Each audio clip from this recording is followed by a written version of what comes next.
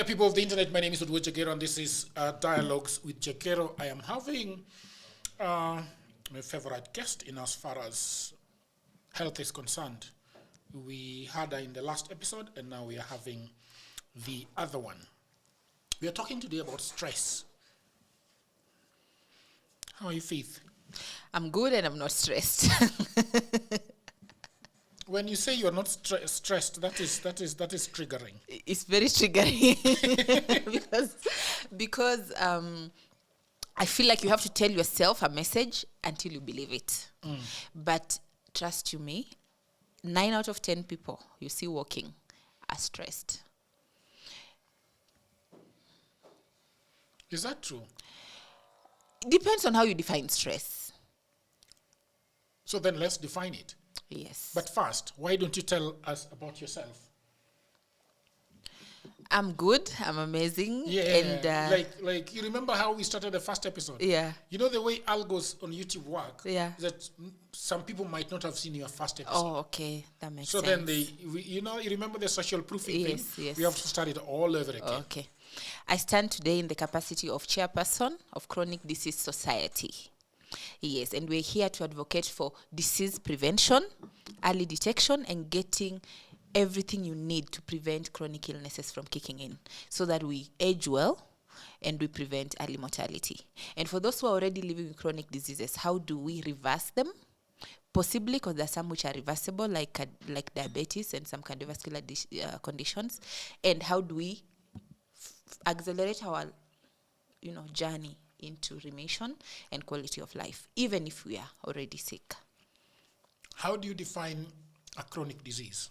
A chronic disease is a disease that you have, post-diagnosis, you have to be maintained and well controlled on medication, probably for the rest of your life. Yes. So if you've been taking medication for more than 2 weeks, 6 weeks, 2 months, and the doctor is still prescribing medication for you, the diagnosis is probably chronic. Yeah, very few acute conditions need that much medicating. What are some, if you, over the top of your head, what is the chronic disease that today we suffer so much as a society? Do you know the top 5? The top 5. The top 5 and the most deadly are hypertension and cardiovascular conditions, diabetes and metabolic syndrome and conditions. Those are issues around weight, obesity, diabetes, sugar control, insulin resistance, those issues. And some underlying conditions like PCOS in women, autoimmune diseases in women are becoming very popular, lupus, fibromyalgia becoming very popular. Mental health conditions are top 5. Yeah, of course, to add on cancer, unfortunately, and sickle cell diseases. Mental health can be categorized under chronic diseases. Yes. Mental health? Yes. Mental health is, mental conditions are chronic, like schizophrenia, bipolar, depression, ADHD, anxiety are chronic. They are chronic. Like once you have bipolar, you have to take medication for the rest of your life. Psychotic conditions, you have to be maintained on medication. I know of some people, some leaders, some people who are doing very well on medication, and yet their primary diagnosis is schizophrenia. Yeah, there are some people who are depressed, extremely depressed, and they're on medication and they're doing well. That's still a mental condition. I want to snitch on our guest today. We were supposed to be talking about mental health, but she's saying that, okay, let's talk about stress, because then that is...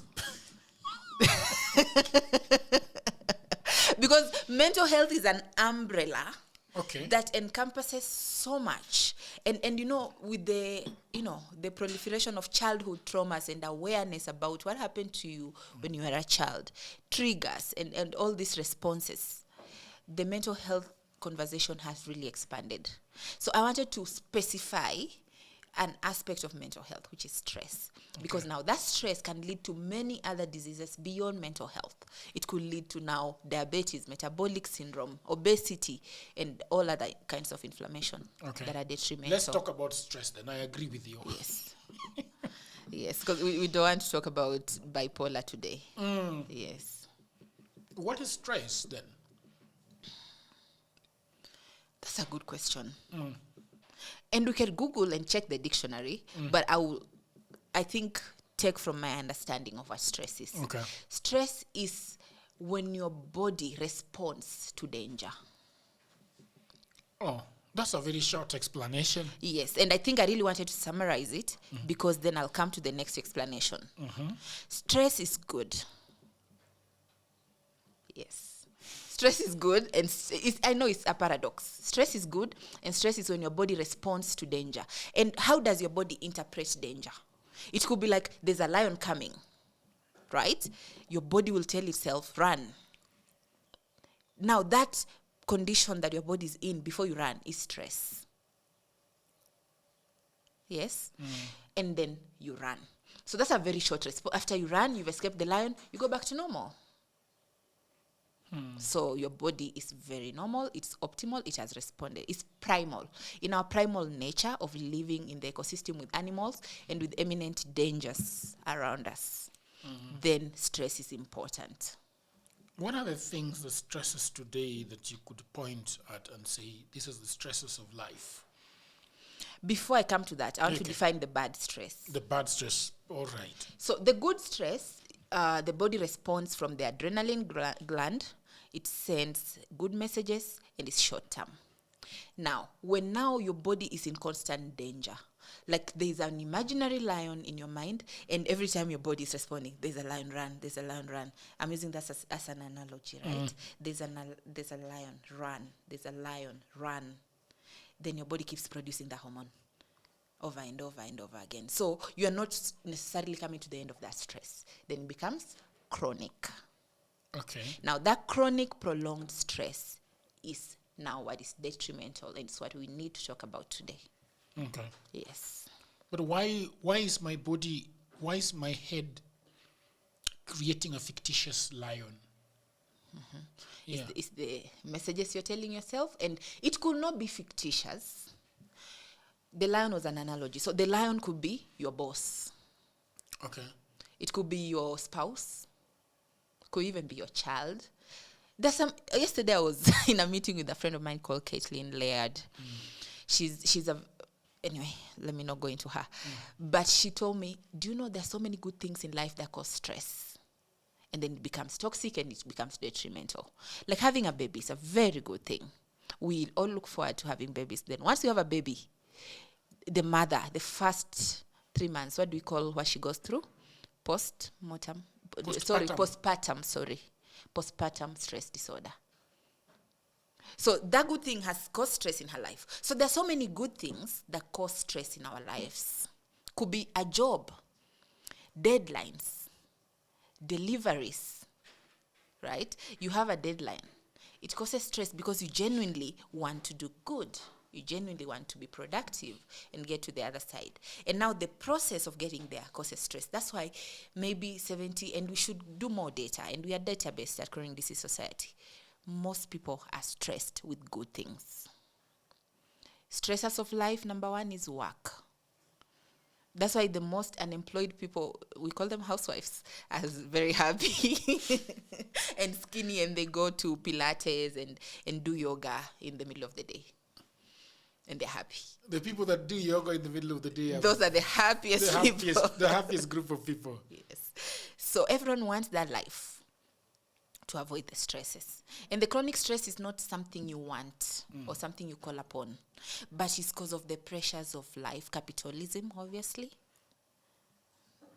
We end up there. And most of us are there. And it could be a deadline, yes. It could be work. Some could be performance. It could be many other things I don't want to go into. It is the big car that you bought that is now you're struggling with fuel. Yes. You're struggling with parts. It could be the mortgage. Could be the mortgage. Yeah. The beautiful So imagine, it's almost like, not a Trojan horse. Not a curse. I don't know. I don't have the word. You'll help me. You get something. Why don't you like the word Trojan horse? It sounds like the Trojan. It's very Trojan in its nature. Yes, the stresses, right? Yeah. You work hard to get a mortgage. You qualify for a mortgage. You get a mortgage. Now you are stressed because you don't want to lose your job. Because then how will you pay the mortgage? So you cannot even risk and start that wild business idea because this mortgage must be paid. Because if you start a business, you'll need a 5-year investment period of growing the business before it becomes profitable. how you paying your mortgage. So you start living a life that's not yours. You avoid risk. Then you're constantly stressed. Even if you put on a nice suit and laugh and smile, you're trapped in that job. I should not change my car. I've been thinking about changing my car. It's a good Nissan. It runs very well. I want a better Nissan, maybe 2020. Why? Why do you want to change your car? I don't like the... I'll sip.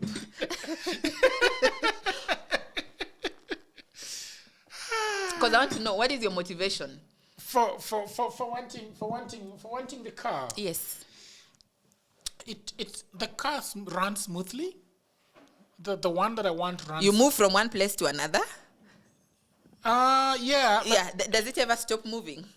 It does not. But that's not how life is. We don't. Even a wheelbarrow moves from one place to another. No, but okay. If this will be my contribution to that decision. If you have cash, yes, that you can buy that car and still maintain the life you're living without earning any new money for the next 6 months, go ahead and buy that car.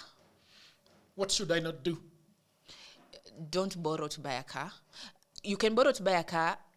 It's complicated, but don't borrow to buy a car. It's very complicated because what is the measure of affordability? That will make you live a life that has no stress. Yeah. That's what you should do. So for me, the measure of affordability is having 6 months of maintaining your life as it is now without any new money coming in. Like if you are sick for 6 months and you will not earn, would you live the life you're living now for 6 months? Or you have to go to work tomorrow. Yeah, so if you have to go to work tomorrow and you've not reached that emergency fund of 6 months, then don't buy anything new that you don't need. Can you tell me a little bit more of the science behind the 6 months? I don't know who invented the 6 month rule. Yeah, but what is your understanding of it? Because I feel like in 6 months, it's enough to build change. So if you lost your job now, it could take you 6 months to get new income. So before you get that new income, how are you surviving? That's a very difficult conversation for most of us. 6 months is a long time. It's a very long time. Trust me, by the time you get to month 3... It's a half a year. It's half a year. I'll probably gravitate towards the village and just stay there and ruminate and you know. Do you know when people lost jobs in USAID, I remember there was this level of crisis in the NGO world and the UN was dropping people. Countries are being defunded. So these people who are used to very, very good quality life, some of them were okay. They had savings, they had stocks, they had whatever. But some could not maintain that life they were living with the allowances and all that for 6 months. And that is a stressor. Because you already have a stratification in the society and you're already in a certain tier. You don't want to drop the tier because you lost your job. In any case, we only want to grow, right? So if you are in a position where you can maintain your tier of achievement and lifestyle without new money coming in, then go ahead and buy the car. I think the advice ends there. Yeah, end of my advice. Yeah, I think of myself as somebody who's very good at decision making. Sometimes I get pushed around a lot. The other day somebody was telling me, Jagero, you should get now a bigger car. So that, because he has seen me with a car for the last 4 years, and he was like, I need another car. But I have done a lot on that car. I have changed the windscreen, I've changed the leather seats, I've changed the tires, I've changed everything. I've done the coat again, the paint work. It looks really good, but for a lot of people think that Jagero now has got a very big podcast called DWJ, and lots of people know me. By the way, I'm stressed about the amount of people that know me. That's a stressor. You know? That's a whole new layer of pressure. And now I have this new one called political headache, and I'm suddenly finding calls.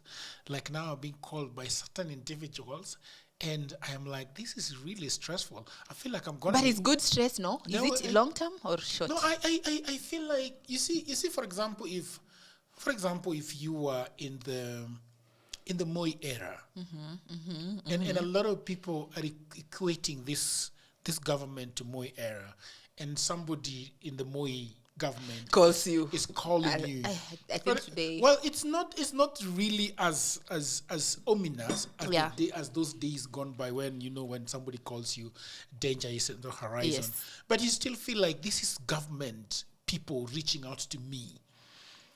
And you're a little bit stressed about it. And I've been really thinking about my safety of late.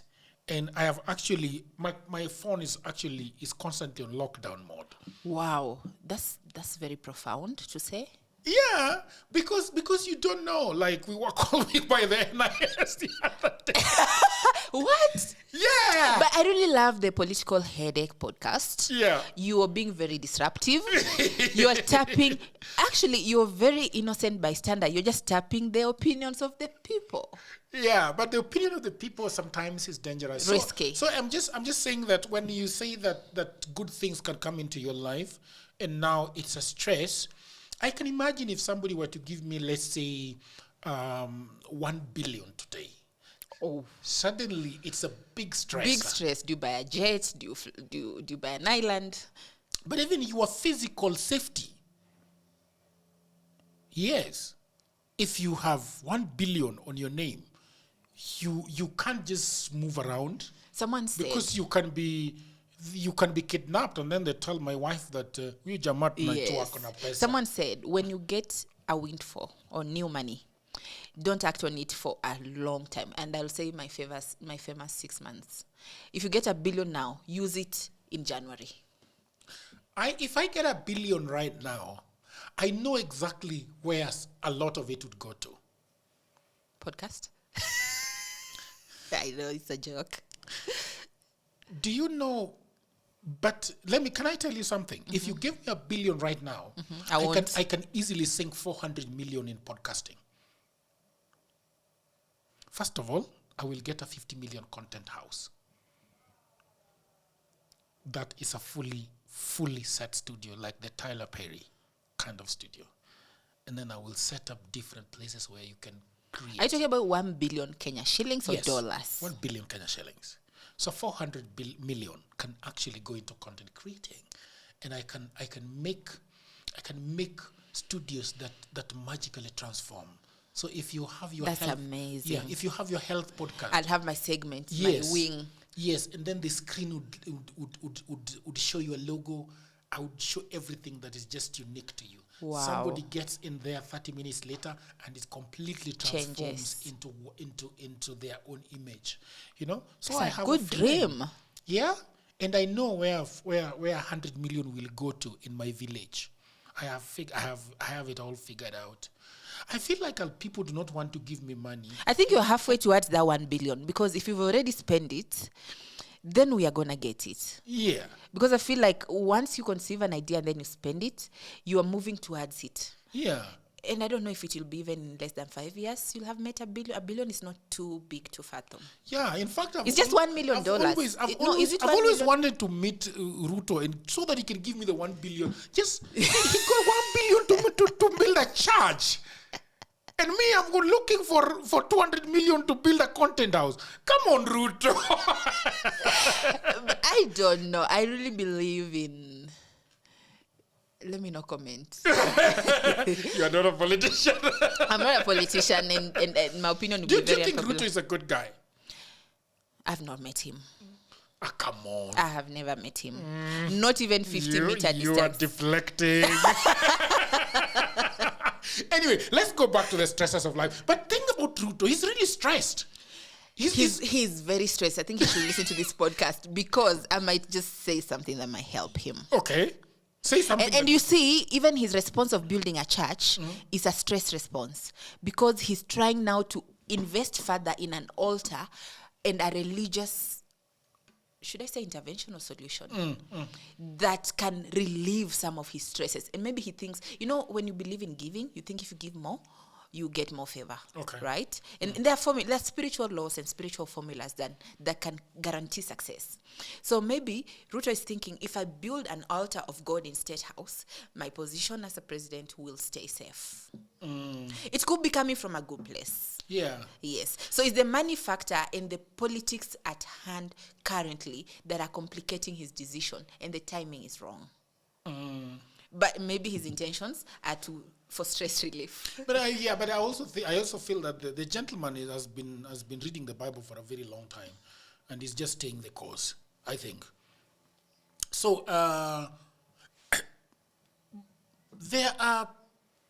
in your estimation, a lot of people make decisions that bring stress upon themselves. Yes, and that doesn't mean you should not make the decisions. You should not avoid making decisions, because what I'm trying to underscore here is stress is a function of life. But at some point it crosses a red line. It always crosses, and sometimes we don't know when it's crossing. We are so immersed in the stress that we don't know when it's now red. So we don't put guardrails to prevent and to reverse the effects of this stress. And once it crosses, then it becomes a medical issue. Okay. Yes. And once it becomes a medical issue, then it might be too late to intervene. Or if you catch it early, it's possible to fix your stressors and to fix how you process and digest the stress, so that it's no longer a toxin to you. Okay, how do you do that? Like, I keep going back to my life, is that, in my life, I have always had a lot of stress because of the way I have lived my life. But sometimes also when people look at me, they think that I'm one of the happiest men on earth. Because you laugh? I laugh a lot, I joke a lot, I like sherehe, not drinking a lot, and as I like going out with friends, and we just chatting late into the night. But so, for example, I think my kind of stress came about because I never got an employment at all, and I think that put a lot of stress on me to survive. And can I tell you one thing? Okay. That's majority of millennials. I feel like Gen Z and Gen X have it easy. Gen X took all the wealth. Gen Z took the new age wealth, which is social media. But now the trappings of this capitalism are being felt by millennials. Because millennials were graduating when the job scarcity was starting. So having a degree started becoming less and less powerful as a millennial. In that era, things were iterating, social media was coming, Facebook was becoming a thing, and there was a lot of shift in technology. And millennials didn't know where to belong. Because we had grown up in a traditional system, we were being told, work hard, do this. So we are learning entrepreneurship. And of course, it takes even 20, 30, 40 years for a company to be extremely profitable with good investment rounds. So you can imagine with millennials, with lack of investment, banks are not giving them money without collateral. No one is giving them money.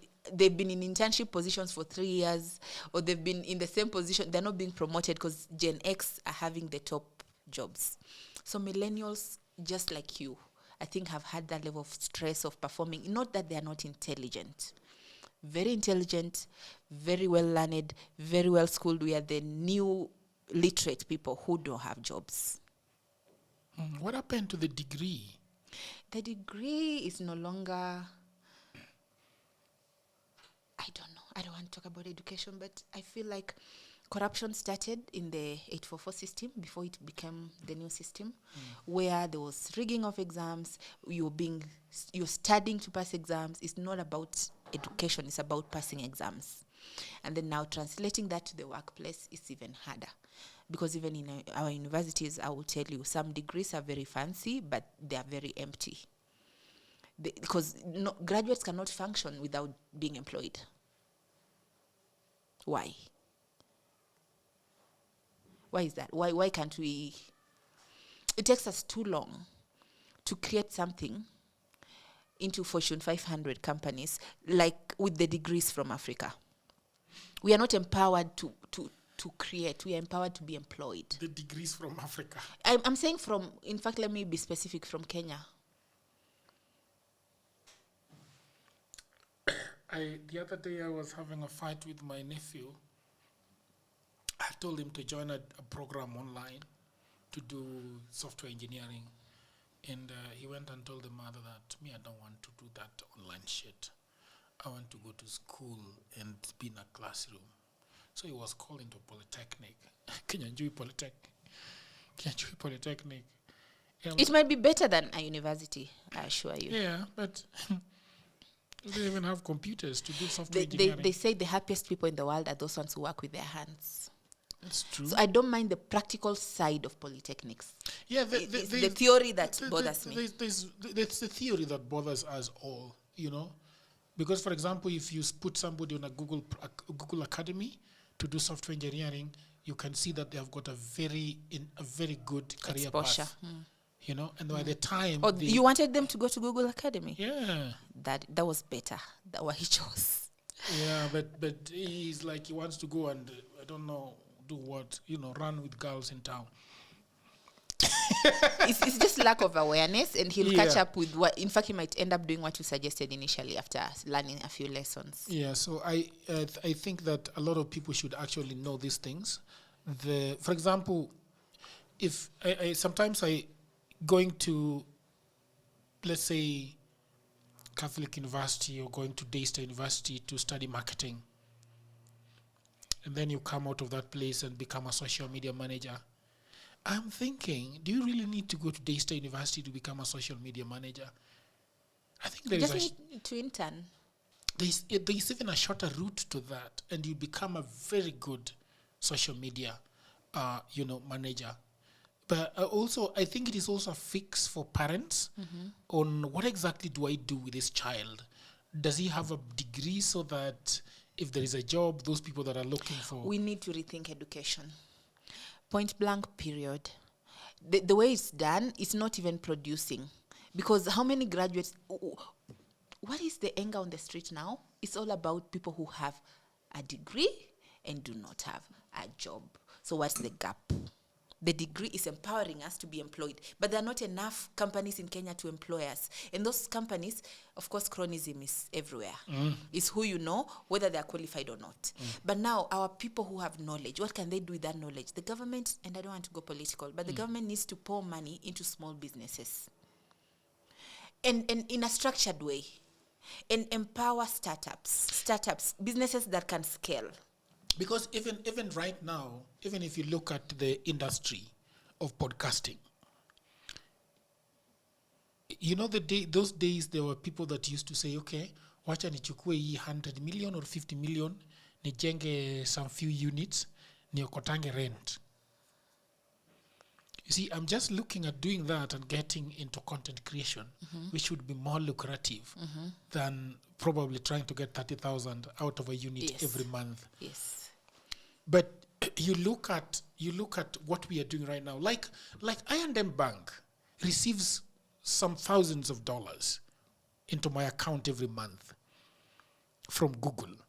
And they have never even reached out to me and told me, this young man who is getting dollars into his account from Google, what business does this guy do with Google? Please change your account from I&M. That one, take it right now. Like, just multiply your risk.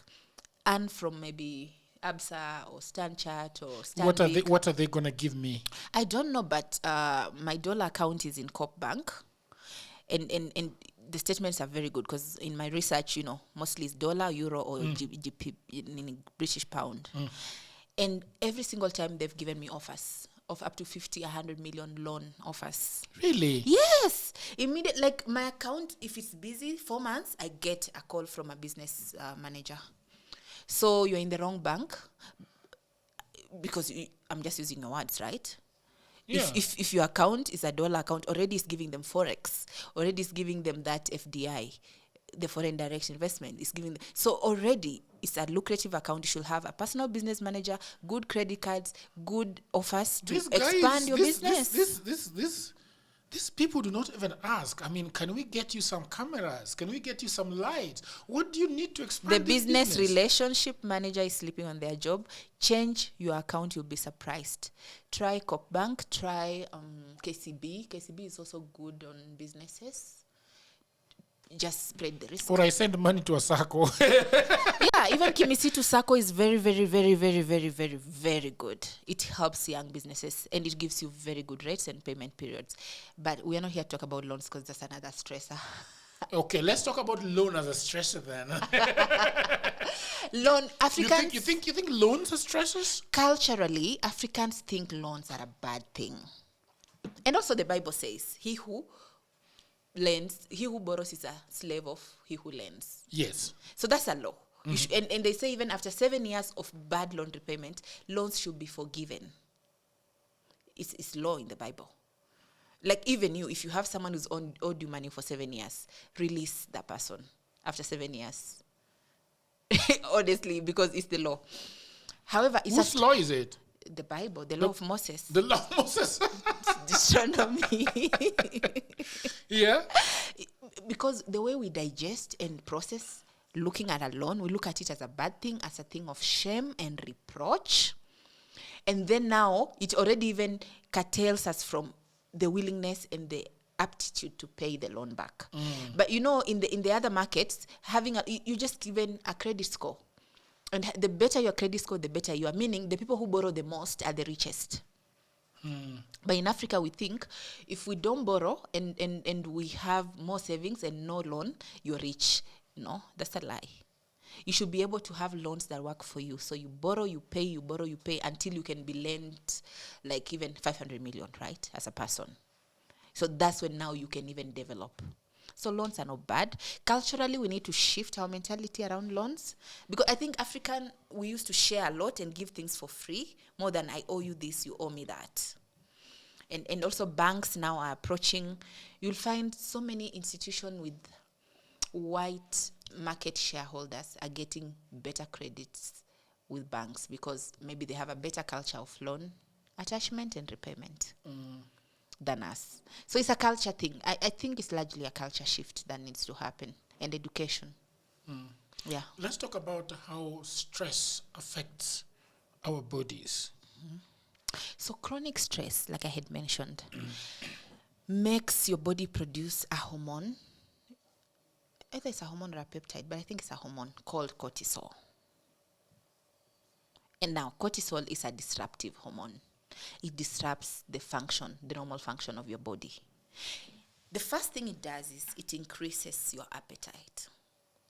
Cortisol. Cortisol does increase your appetite. It's very selfish. It needs to feed. Because cortisol, I think, is a cousin to dopamine. It's like a zero-sum game. When there's a lot of cortisol, your body craves dopamine. And the first dopamine response, the first thing that gives us dopamine is food. So ukisema, I'm craving girls like this. I'm craving chocolate. I'm craving pizza. I'm craving cake. Cortisol, check your stressor. Something is stressing you. Food is never to be craved, never. You should just feel hungry. And trust me, most of us never feel hungry. Like, I think the marker of wealth and doing well in life is never to be hungry. When you're hungry, you think it's poverty. So we've been socialized that way. And that social engineering has made us relate food to prosperity. But actually, not eating is a marker of success. The less you eat, the healthier you are. So, cortisol triggers hunger. Then hunger makes you, and you don't even have those, not the alarm, the sensors to know how much food is enough. You're just feeding your stress. So that's the first thing that stress causes to harm our body. Because now, the more you eat, and you'll think your stress is because you're widowed or because something bad has happened, then you're stressed. So we think we are not stressed when we are eating too much. But maybe it could be that contract you're waiting for, that contact you're waiting for, that connection, that phone call, that decision that is stressing you, that is causing cortisol and causing a lot of eating. And then you end up craving things that have glucose and sugar during the stress period. So yeah, that's what I would say. Wait to feel hungry. Don't eat because you feel like you're craving food. And feeling hungry, most of our bodies, if you go biologically, you'll only feel hungry after 18 hours. If you're eating less than 18 hours between meals, you're not feeling hungry. That's just stress. Or that is what you think you're supposed to do. Or addiction. Yes, or addiction. We So have- frequency of meals is the enemy. I hope that you are enjoying that episode, people of the internet. You know, everybody says there is no job, and that is true. Also, that was me 10 years ago. The problem is that everybody is trying to get a job in their own town, in their own city, in their marketplace. They ask friends for jobs, mothers call uncles, uncles call fathers, but there are no jobs, right? Let me tell you what no one is telling you. Jobs migrated online. What I actually mean is there are many, many jobs around the world and there is no one to do them. I have worked for a long time online, I think more than 10 years. I work for Americans, I work for Europeans, I work for the Chinese, the Australian, Canadians, the Ugandans, name all of them. And last year, I had a eureka moment. I said to myself, you know what? I should compile what I have been doing for the last 15 years. So in 2024, I wrote a book called Goldmine, 18 Side Hustles for Africans. And it sold a lot of copies. In fact, I was going for, sometimes I was receiving 500 orders in a day. In 2025, something happened. AI came. I think in 2025, AI came. AI came in 2024, but in 2025, it is here with us. And people say AI is taking away their jobs. And for me, I'll say false. There are actually AI jobs. Na mimi ni nani? I created more jobs. We now have in my book 25 online and offline side hustles that you can do anywhere in the world, whether you are in the village, whether you are in your small town, whether you're in a marketplace, whether you are in your house, you can do them. In this powerful volume 2, I share 25 new actionable online hustles specifically researched and tailored for Africans. My new book provides clear step-by-step guidance, drawing from my extensive experience and research, including the mistakes I have made and lessons I have learned over 15 years in this online job market. You can become an executive assistant to busy folks in Europe, America, and Canada. You can also get paid for tasks like watching videos and taking online surveys. There are many of them and they're in my book. You can also build a business as a virtual assistant, start an e-commerce without a shilling. You can also become an affiliate marketer or an online English tutor. And you can also do tens of AI jobs, and they're all in these books. If you have a job, that is fine, but I know around you there are so many people that are always looking for jobs and at home watching Netflix. Buy this book for your brother, for your sister, for your mother, cousin, husband, who is back at home all day, all night watching Netflix. Okay? Buy it for your friend, that friend who is always asking you for cash, you can buy this book for them. All the information is in the description below. You can also inbox me, you can WhatsApp me, or you can go to my website, which is oduorjagero.co.ke. The book is only 1,000 Kenya shillings. Or if you're anywhere around the world, the book is $10. So thank you very much. Back to programming.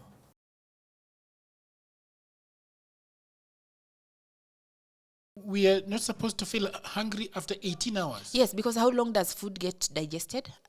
Apart from the fruits and vegetables, how long? Meat takes 3 days. So you want to tell me you had sausage for breakfast and you are having beef for lunch and you are still hungry for dinner? Who says meat takes 3 days? To get fully digested and out of the system. 3 days? Yes, because, you know, the amino acids and the branch nature of the amino acids in food, it needs a lot of bile to digest. It needs a lot of intercommunication between organs. So the liver has to send the bile, then it has to digest, then it has to process. So all that period, the meat is still in your tummy. So how are you hungry? How small is your tummy? It's a small sack. But now, the more you're adding food on food that's still there, it expands, it expands, it expands, it expands. And sometimes you want to fill it all up. You feel like the sack is full, then now I've eaten, right? But that's not how the body works. That's just stress. How does it work? The body responds to what you put in it in terms of micronutrients, not quantity. So you could be putting a lot of quantity of sugar without magnesium, without protein, without fat. You need some level of fat, without enough vitamins, without enough minerals. So you're just putting content of, let me not say carbohydrates, because there are some vegetables that also are not, there's some legumes. Let's say you eat rice and dengu, or rice and beans, or waru and cabbage, or what are you doing? You're just eating carbs and carbs and carbs Waru and carbs. cabbage is carbs. Okay, cabbage is not carbs. Maybe waru and rice. Let me use that example. Waru and rice for breakfast. Ndizi na mchele lunch. Chapati, beans, dinner. That's just carbs on carbs on carbs on carbs. Chapati and beans. Yes, beans are carbs. Beans are carbs. The protein level in beans is as much as the protein level in broccoli. So you'd rather even eat broccoli? Broccoli is largely carbohydrate. No, largely protein and vegetable and fiber. So broccoli and beans is enough. You don't need to add the chapati, because the beans have the carbs the chapati has. But now chapati has the carbs without any other micronutrient, without fiber. And then it's processed, then it's carrying the fatty, the vegetable omega-6. Is there healthy chapati? Healthy flour? It can be a construct. It can be a construct. You can say, okay, let's mill soybeans and sorghum and wheat, barley, right? Then to be like, the unleavened bread, the one Jesus broke. Very hard, very tough, very unpalatable. Like the naan. Yes. Okay, naan has some level of yeast in it. I don't know. I don't think there is healthy or unhealthy chapati. There's just chapati, and that chapati has nutrients that we don't need. I told you, glucose is essential to the body, but it's not essential to eat. We don't need to have give me some sugar. I need energy. That's stress. Whenever you say that's stress, mate, check back. You are stressed. Check back. So either someone has not replied your message, or something is happening in your life that you are trying to run away from or fix using food. So when you excite your dopamine, you see the same way you crave alcohol. Yes. Those same motivations is the reason we crave food. I'm hypoglycemic. I'm low on sugar. I need sugar. You're not low on sugar. Have you checked your blood? The women that after the menses, they say that they've lost sugar and they need sugar. They are grabbing. They lost sugar where? I think, okay, those are myths. And come on. Of course, that period is a hormonal loaded period. Okay, then progesterone is quite high. Then tell me what is going on. It's hormone. And the reason why is perhaps women are saying that I need sugar. My energy is low. There's a hormone during periods that is a driver for cortisol. Okay. Like, haven't you interacted with the 65 moods of women during those 4 days? So those drivers of cortisol sometimes can crave food. So there's that hormone dysregulation. Your oxytocin is high, your serotonin is high, your estrogen is very high, your progesterone is very high. Normally, they should not be high unless you're pregnant. Why are they high? Because that's what the body needs to remove the uterine lining. Oh, is that because so? the baby, you're not pregnant. So it's just a sign that you're not pregnant. So now those pregnancy hormones are churning out of the system like a conveyor belt. It's a system. And those hormones are very important in our health and even in our stress management. That's why you see most women who are perimenopausal or hitting perimenopausal just before menopause, when the ovarian atrophy begins, when the ovaries start declining and the function is dwindling, women become very angry because the hormonal imbalance causes a lot of production of cortisol and dysfunction of the liver process, the gut. The vagus nerve communication is interrupted. The gut microbiome is not balanced. That's why at that time you're encouraged to take a lot of fermented foods, take a lot of slow somatic therapies. And let me tell you why. Gym is also a stressor.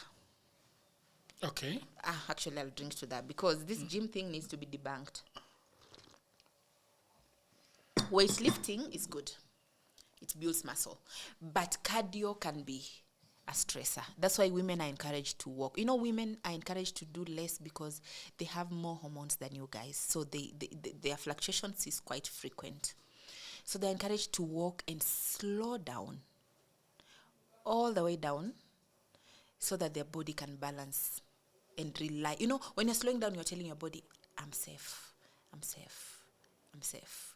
And when you're safe, you just lose weight. You don't even need to go to the gym. Oh, really? Very much so. Anyone who's adding weight is just stress.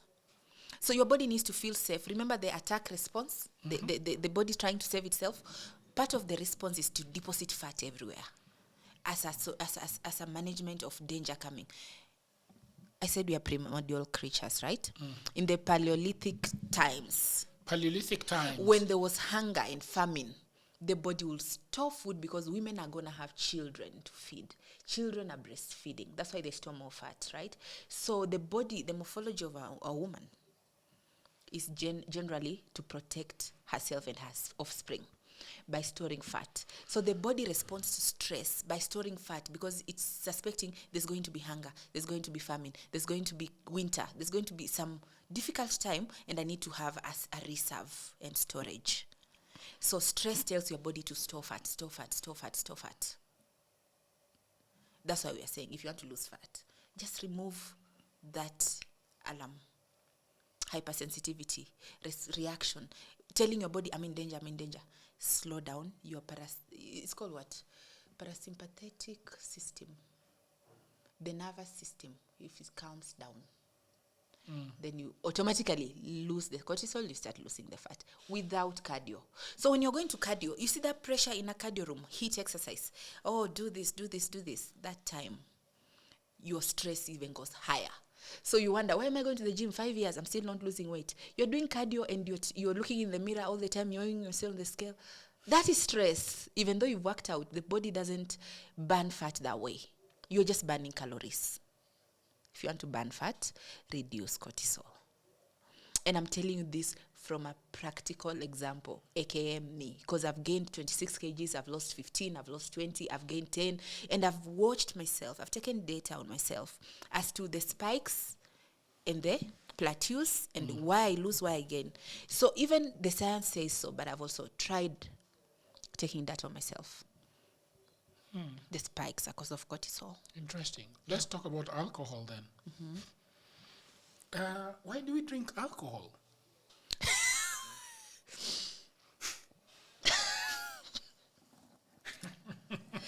Jagger, are you serious? Yeah, why do we drink alcohol? That's a question I can answer. Is it the reason why we drink sodas? Yes. I think you're catching up. Yes, same reason. Same reason. You know, most people interpret stress relief as socializing and hanging out with friends and forgetting your problems by drinking and removing inhibitions and all that. So that forgetting your problems then ends up becoming a stress response. So you remember neuroplasticity, you're teaching your mind. When I'm stressed, I drink. Your mind is a very good student. When I'm stressed, I drink. Good, the mind adapts. When you're stressed, you'll tell you, go drink, go now, go, now. Call your friend. So you can also teach it, when I'm stressed, I run. When I'm stressed, I read a book or I swim. So it's the messages you tell your mind. So why do people drink alcohol? Number one is for social reasons, which is okay. A glass of wine, 2 glasses of wine, a shot of whiskey, a cognac is fine if you're just taking that shot. But why did people go into the excesses? Because of the response it gives you the first time. You want more and more and more and more of that, and you're just overburdening your liver. Alcohol is the most useless content to ever consume, worse than soda. Okay, soda could be worse, but alcohol is worse because it has that element of sugar, because whatever makes you high is sugar anyway. Whatever makes you high is sugar? Yes. Is the sugar content in the alcohol. What is the alcoholic content? What is that percentage? Why is some 46 and some 2%, some 11%, beer is 4%? What is that? I don't know. By the way, I don't know. I've never known. I'm not very quite accurate on that, but I think it's sugar. And sugar doesn't necessarily have to taste sweet. Yeah, we have to debunk the fact that sugar is a sweet thing. Not necessarily. Not necessarily. I think I will research on that alcoholic content and we can come here again and tell people. We can. Let's Google Yeah. what is The content in alcoholic contents. what is alcohol exactly, and why does it make people high, right? Yeah, what is the high element? I believe from my own. Yes. I believe it's sugar. What is the high element? Yeah, there we go. I read, alcohol specifically is ethanol. I wonder why we drink ethanol. It's a psychoactive substance found in alcoholic beverages like beer, wine, spirits. It's made through the fermentation of sugars by yeast. I think that just qualifies what I said. So it's formed by fermentation of sugar. So it's just sugar pro max. Sugar Pro Max. But what exactly is it doing to your body and mind that causes people to feel high? Mm-hmm. So chemically, ethanol, which is C2H5OH, is the type of alcohol we drink. Cindy, it is a small water and fat soluble molecule, which means it can easily pass through biological membranes, including the blood-brain barrier. The blood-brain barrier. That already just sounds so toxic. It does sound really, really toxic. It's classified as a central nervous system depressant. Shit. So why do we do that daily? Central nervous system depressant. Not even antidepressant. Yes. Why it makes you feel high? The high people feel is largely due to how ethanol reacts with neurotransmitters in the brain. So it interrupts your normal neurotransmitters? It inhibits the GABA and the glutamate systems. GABA is the brain's major inhibitory neurotransmitter. It calms neural activity. Alcohol increases the effects of GABA, making you feel relaxed, drowsy, and less anxious. Now, glutamate is the major excitatory neurotransmitter.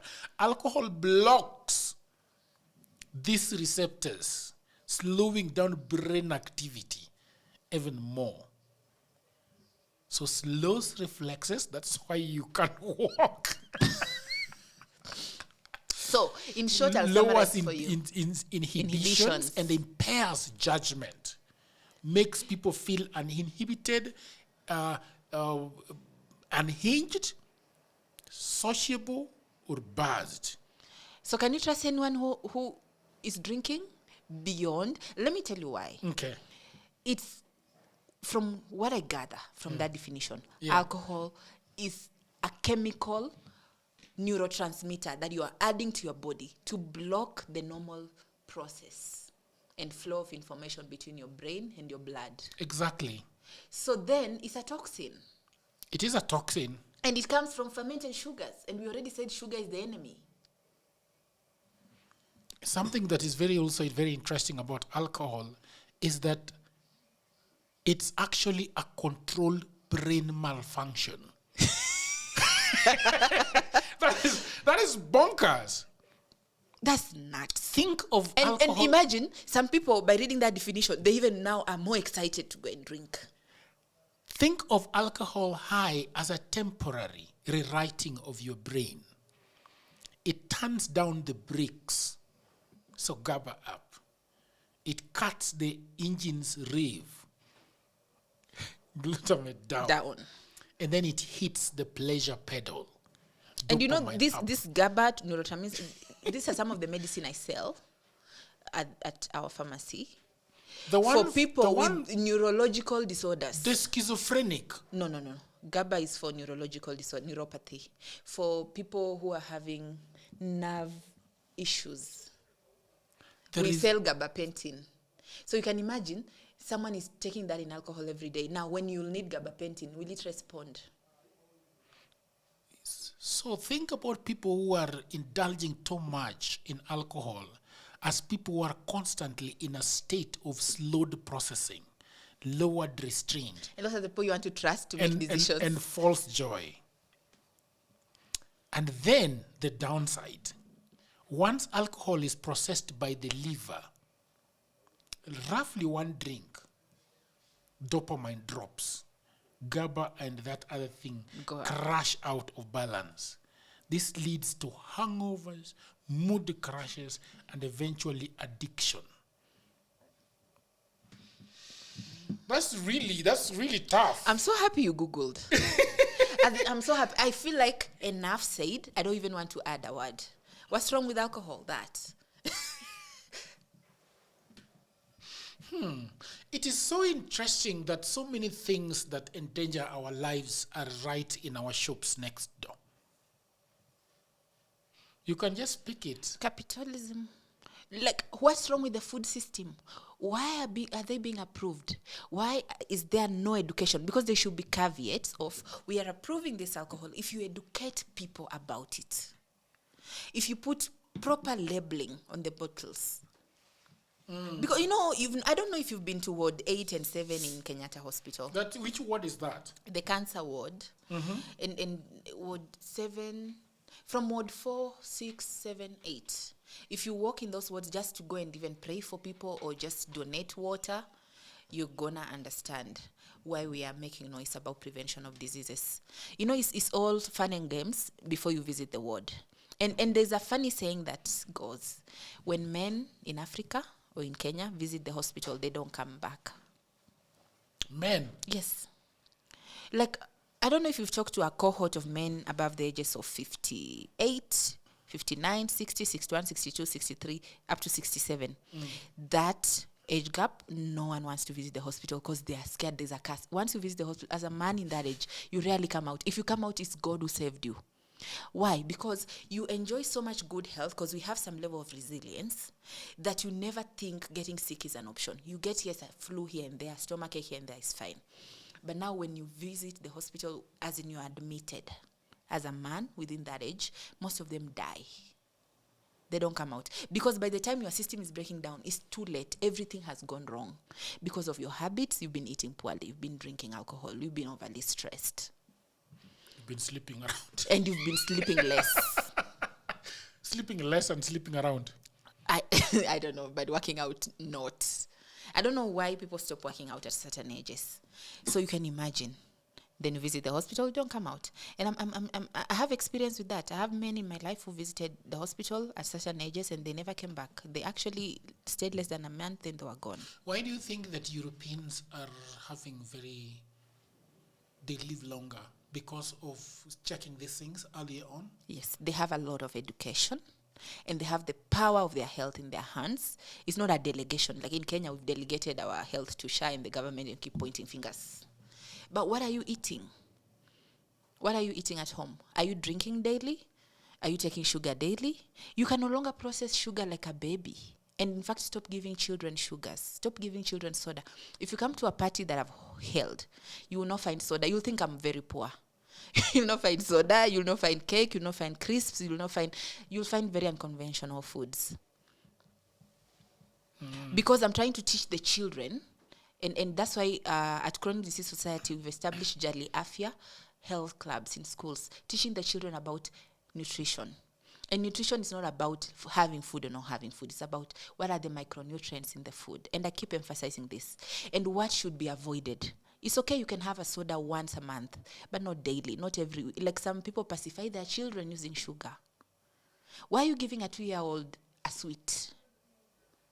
Why are you giving a 3-year-old, cake every day?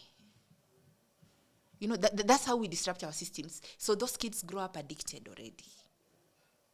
It's hard to fix myself now. But if my parent taught me otherwise, I would maybe be able to control. Yeah. So that's why Jali Afya Health Clubs, we are trying to teach children. Which of your club? Jali Afya Health Clubs. As Chronic Disease Society, we're establishing them in schools to teach children about prevention of chronic diseases, the value of food. In fact, I don't want you to Google food, but if you Google food, you'll be so surprised why we eat. We should not be eating because it tastes good. We should eat because our body needs it to support its function. So what does the body really need? We all know the body needs nutrients, vitamins mostly, a bit of protein, very little to low sugar or carbohydrates. And there are those complex ones that the body needs because of the fiber element that supports digestion. All your calcium is in chia seeds. All the calcium you need is in chia seeds. But why do we take so many different types of milk? Milk was meant for the cow and its baby. We took our share of milk when we were breastfeeding. So why do we grow into adulthood taking milk? We don't need it. We have other sources of calcium. So the debate needs to be had and children need to be educated. So I'm answering your questions, why are European healthy and living longer? Because of education. A system that is working, and their food is well labeled. Very well labeled. This is healthy, and any food that's labeled is not healthy. Any food that you have to read, nini kwa hapa ndani? Because good food is on the other side of the supermarket, where it ferments quickly. In that freezer where you can see broccoli, potato, that's now food. These others are processed substances for capitalism to bring profit to companies. So make your choice. Thank you very much. Tell me about your organization before we close and what it does. Chronic Disease Society is a very new organization that advocates for patients' education, prevention of disease, and improving outcomes. It links patients to care, and it improves health systems through data. So we're collecting data to understand what are the prevalences of diseases, what are the causes of these diseases, and what are the interventions and the role of patients in remission of these diseases. So we are partnering with doctors and clinicians to understand the proper pathways to shorten the suffering of patients. Yes. So mostly we are in the numbers, disease surveillance. Like let's say, for example, in Nyeri, arthritis is very high. Same to hypertension. Why is it particularly in Nyeri? Why is it particularly in Eldama Ravine or Rift Valley? Throat cancer is quite high. What is causing it? I think it's because of the hot tea. But we need to cement our evidence in proper research, because we just don't want to be claiming things. But I think it's the hot tea and the nature, it's the culture of people and their behaviors. You find certain, like in Kisumu and Kakamega, diabetes is too high, higher than is documented. And it's leading into comorbidities, and kidney failure is very high. Why? Because of the habits of the people, the alcoholism, the too much food and everything, and it's translating to their lifestyle. And you find the lifespan of people there is 64 to 67. People are not living beyond the ages of 70. Why? Huko in Kisumu? Mostly in Kenya, let me say overall. Let me not... yeah. So you find this new age, this coming Gen X, the lifespan is so low because we lack education, and we never thought chronic diseases are a possibility. Cancer is rising very high, and cancer is very unfair to the African genome because most clinical trials have been done on the white people.